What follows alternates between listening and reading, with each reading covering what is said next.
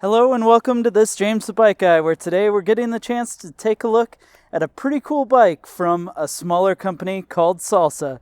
This in front of us here is their Salsa Warbird GRX. This uses Shimano's 2x11 GRX 810 drivetrain, wide tire clearance, and a lightweight carbon frame to be a very capable bike for the person looking for a performance gravel bike. So in this video, we're going to go into those features and designs, and then of course, we'll find out exactly what it weighs. So if this kind of thing is interesting to you, I suggest you stick around and let's check this bike out together. Salsa Warbird. Now, you may not be that familiar with this bike, or possibly you are, but Salsa is a smaller manufacturer out of Minnesota that's part of Quality Bicycle Group.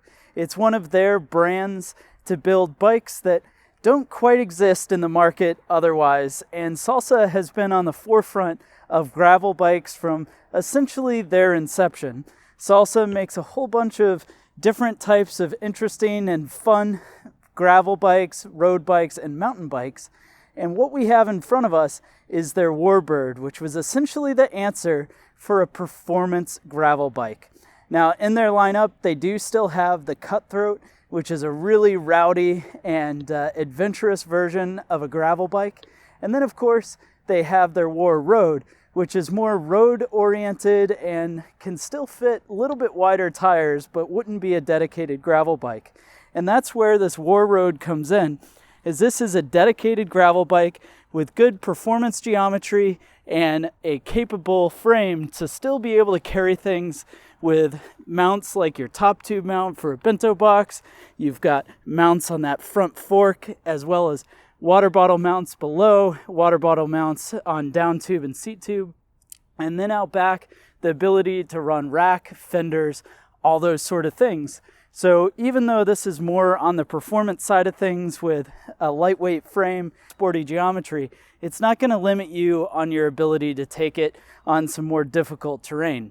Now, the War Road itself only comes in carbon. So this is Salsa's carbon fiber frame, features internal cable routing, integrated Cane Creek headset, upper and lower with a tapered steer tube, and then down low is going to be the carbon fiber fork.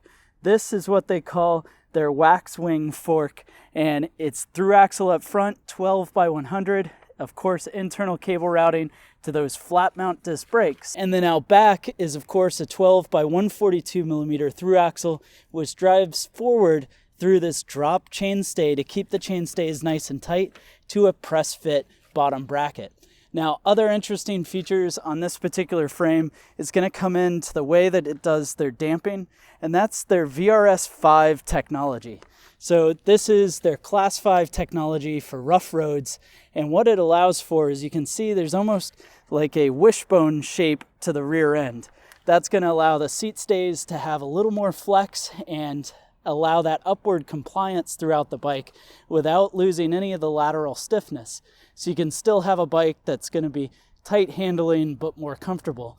And then we did talk about that drop chainstay. You see how that kind of tucks down below?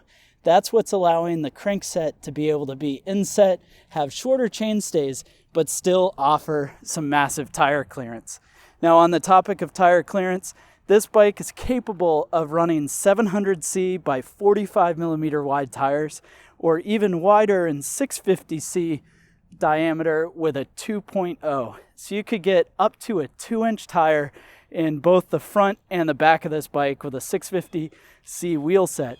And that is pretty incredible, allowing for a wider range of use. Other thing to mention here is going to be geometry. So I said it was a performance geometry, and that is in fact the case because in a size 56, it's got a stack of 588 millimeters and a reach of 380 millimeters. Now, for instance, if you compare that to Trek's Checkpoint, which would be the most comparable bike from a major manufacturer, the Checkpoint itself is going to be longer and lower. So this is a little more relaxed, even though it's got the performance angles and short chainstays for a gravel bike, wide tire clearance, and a comfortable riding frame for a pretty neat package for something like the D2R2 out in Western Mass, the Dirty Kanza, or your local endurance gravel race that you'd want to enter. Now, diving into the part spec of this Salsa Warbird, we have the Shimano GRX 810 drivetrain. And before we geek out too much on specs, firstly, this is going to be the least expensive in their lineup. Now, the Warbird itself is a high-end bike with a performance frame, so of course that's going to come at a cost. And at least as of December in 2022, this bike retails $4,599. Now that's about $900 less than the rival Explore 1x electronic shift drivetrain. And then of course on the top end, I've had a chance to take a look at this bike, the Force 2X, which comes in at $7,999. So this particular bike is the way to get into that top level frame and geometry at a bit more reasonable price. And for that $45.99, you're getting the 2x drivetrain from Shimano. So this is the GRX drivetrain, which runs a shadow caged rear derailleur. It does have a clutch that you can turn on and off. With the clutch off, the cage is able to more freely move. That reduces some of the shifting effort, but it also allows getting the wheel in and out a bit easier. If you've ever used SRAM, which doesn't have a disengageable clutch, you know just how difficult that is. So it's a nice feature to have, but with the clutch on, it makes that rear cage super tight. So when you're going over rocky, bumpy, dirt-like surfaces, the chain's not going to be bouncing around and smashing against this beautiful frame. It is going to run through an 11 to 34 tooth rear cassette, and then it drives forward to this 48-31 chainring setup. Now the 48-11 should still give it a pretty good top end speed, especially considering when it's got 700 by 42 millimeter tires.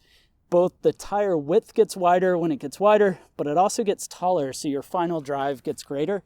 And then it has less than a 1-to-1 gear ratio, with a 31 up front and then that 34 tooth out back. And of course, shifting those gears is also through a Shimano GRX shifter. So the shifter setup is shift and brake lever. So brake lever pulls back, inside button pushes you to harder gear, whole lever over pushes you to an easier gear. And those clamp down on 2 piston calipers, both on the front as well as the rear. And those 160 millimeter rotors are mounted to the Shimano hubs. So it's nice to see a name brand hub on this bike, and that's laced up to WTB's I-23 rim. This rim is a tubeless ready rim. It can be used on mountain bikes as well as gravel bikes. So it's a nice durable setup wrapped in a Terravale Cannonball 700 by 42. The Cannonball features a nicer centerline, almost a file tread setup, and then some knobs on the side. And of course, is able to be set up tubeless with the wheels and tires. Now this particular bike does have tubes in it from the factory, but all you need is a little bit of sealant and you can solve that. Well anyways, now that we've taken a look at all those features and designs of this bike, I say it's time to find out what it weighs in at. And the actual weight of the Salsa Warbird in a size 54 comes in and weighs 22.18 pounds. Thanks so much for joining me to check out the Salsa Warbird GRX. Go ahead and let me know your thoughts about this bike down in the comment section below. And then finally, hit subscribe so that way you can follow this channel and check out other bikes like this to see as well.